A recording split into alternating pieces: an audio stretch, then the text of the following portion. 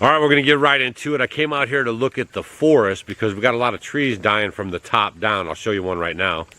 There you can see we got a tree right there breaking off the top. Several limbs have already broken and they're dying from the top. Here's another one here. That's a hickory tree. It's dying from the top. That's a shagbark hickory tree. Of course, I contribute a lot of that to the aerosol spraying that they're doing up into the sky. And while I was doing some of my investigations, I ran across this clip from Robert Kennedy Jr.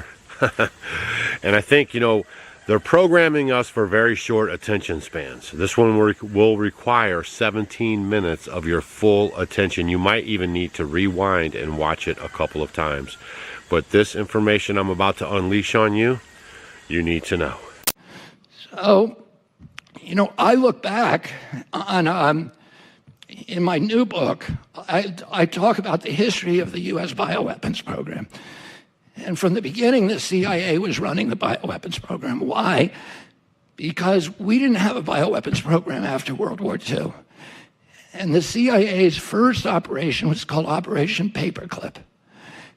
And it was an operation to get all the bioweapons and nuclear and chemical scientists out of Germany and Japan, where they had an extensive bioweapons program. The Japanese had a horrendous program where they did live vivisections on 3,000 people. They killed them all during the operation, removing their infected organs while they were alive with no anesthesia.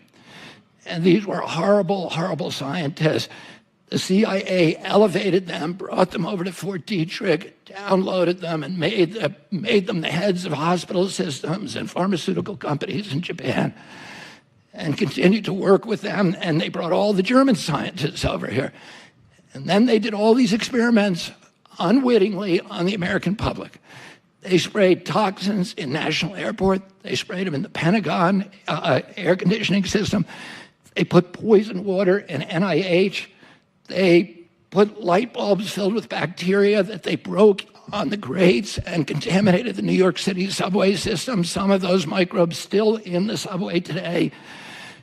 They did aerial dosing, and from ships of about 60 million Americans.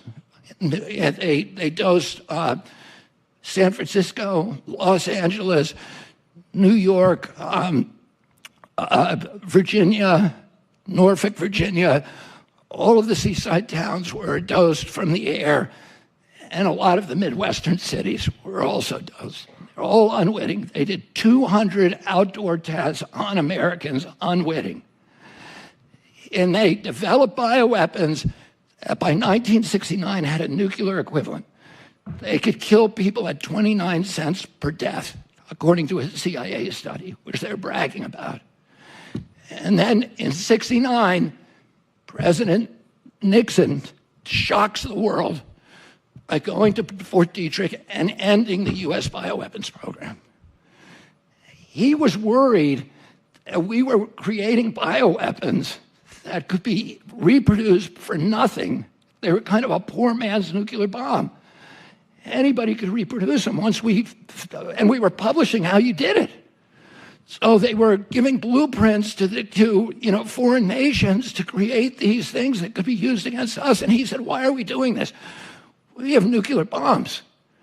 We don't need these things. And we have a monopoly on nuclear bombs. 7 nations have them. We've agreed not to give them to anybody else. Why are we letting these guys get, weapons that are going to be turned against us? So he shut down the whole program. The Pentagon destroyed all of its bioweapons. But the CIA went into Fort Detrick right before the Pentagon went in there and took cultures of all the different weapons and hid them in a warehouse. A lot of it was in New York City and Washington, D.C., and they continued. We signed the Bioweapons Treaty, which Nixon, one of the great accomplishments of Nixon, he got all the nations in the world to sign it. We signed the Geneva Convention finally after delaying it for 50 years. The CIA was breaking the law the entire time. Then, in 2001, in June, the CIA sponsors the first of its pandemic simulations. It simulates a biological attack on Washington, D.C. by Saddam Hussein. This is in June 2001. That simulation got international press, and a lot of the CIA people like Judith Miller from the New York Times was promoting it, going around doing all the talk shows. It triggered 2 Senate hearings, one by Joe Biden's committee. And that hearing was in September 2001. What happened in September 2001? The 9/11. So that hearing was going on during 9/11. As soon as 9/11 happened, the neocons, which were working on all this stuff with the CIA, pulled out the Patriot Act, a 350-page statute from a shelf where it had been waiting for a while, and in 1 week said, we want to pass this in a week. There's only one member of Congress who read it, which was Dennis Kucinich, and he went crazy and said, you have no idea this is the end of American democracy if you do this. It allows the CIA to spy on Americans. One of the things the Patriot Act did is it did not get rid of the Geneva Convention or the Bioweapons Treaty, but it said no federal official can be prosecuted for violating those 2 statutes. So it reopened the bioweapons arms race globally. And a week after, when the Patriot Act was being debated and it was being held up by 2 senators, there was an anthrax attack on the U.S. Capitol. It was blamed on Saddam Hussein, and the neocons all said, see, we were right in the pandemic simulation. Saddam Hussein attacked us. And we used that as a justification to go to war against Saddam Hussein. And within 2 days, we passed the Patriot Act. Who got the anthrax? 2 Senate offices. Tom Daschle and Patrick Leahy, the 2 senators who were blocking the Patriot Act. The FBI did a 1-year investigation. They said this anthrax was unique. It was Ames anthrax, and there's only one place in the world it could have come from, Fort Detrick, the CIA lab. So we went to war, we passed the Patriot Act, and immediately started giving $2 billion a year to bioweapons development. The Pentagon didn't want to do it because it was nervous about the legality, because it was a death penalty to violate the Geneva Convention. Oh, you would have been committing a war crime, even if somebody told you it was okay. It wasn't. And so they funneled it through DTRA and DARPA. They funneled all of that money to NIH, to NIAID, which became the primary spear tip of bioweapons development. So Tony Fauci became the bioweapons czar in 2001. His budget went up by $2.2 billion. He was personally given a 68% raise from the military. That's why he was the highest paid individual in the federal government, because he was getting this 68% bonus every year from the military. But it meant that he could not stop. And the thing the military wanted was gain-of-function studies, where they could take wild viruses and turn them into bioweapons. And bioweapons development always includes vaccine development, because unlike chemical weapons, with bioweapons, there's always blowback. It's called the boomerang effect. If you give your enemy bubonic plague, your guys are going to get it first, too. They're going to get it quickly. So the only way you can deploy a bioweapons is if you have already developed a vaccine. So the race is to develop a vaccine simultaneously with bioweapons, and then you can deploy the bioweapons, and your enemy will take a couple of years to develop the vaccine. And you can inoculate all of your team. So in 2014, 3 of Tony Fauci's bugs escaped from federal labs. And their escapes were public. And it caused a huge brouhaha. There were Senate hearings, and people were immensely upset. And 300 scientists wrote a petition to President Obama saying, you have to shut down Tony Fauci. He's going to cause a global pandemic. And Obama declared a moratorium and ordered Fauci to shut down the 18 studies he was then doing. And as I show in my book, he didn't do it. He instead took that science and he moved it offshore to the Wuhan lab and to the Ukraine. And when he did that, he was not the only one who did it. Tony Fauci spent about $29 million on gain-of-function science in Wuhan. But the CIA spent over $100 million. And the military spent about that much too, about $64 million. And the CIA funneled the money, most of it through USAID. But the CIA, as we now know, was also running this organization called the EcoHealth Alliance, which Fauci was funneling his money through. It was like a laundromat where they funneled federal money so that their fingerprints would not be visible on those studies. And so that's important to understand now. Just to get to the final thing, in my book, and Tony Fauci, if any of you end up reading the book, that last chapter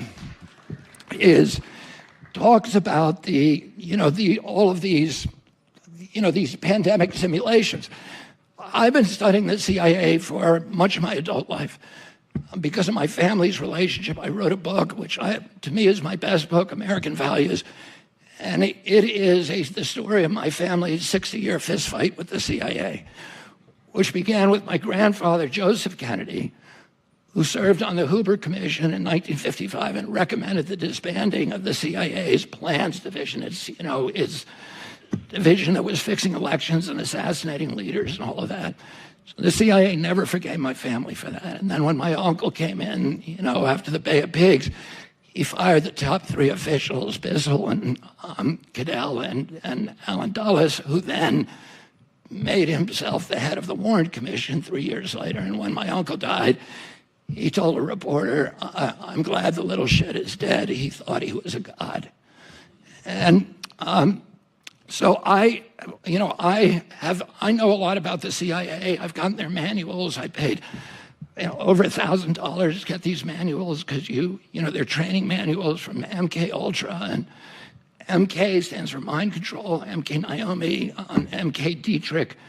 It all came out of Fort Detrick and NIH, and then 150 colleges around our country where they were funding these studies. And if you look at what they do in these simulations, they're using all of these techniques that they developed in colleges, in college laboratories, social scientists and other scientists, medical scientists for years who were studying how do you control individual behavior, but also mass behavior. How do you induce mass psychosis? How do you create Manchurian candidates? How do you do all these? They had all these colleges studying these, and how do you impose centralized foreign control on indigenous populations? By coming into a country, by using propaganda, by using fear, by sowing chaos, by destroying relationships, destroying faith in institutions, driving people apart and creating chaos so they will invite in an authority who will give them peace and safety. And all of these mind control techniques are designed to accelerate that process. And they study the Stockholm syndrome, for example.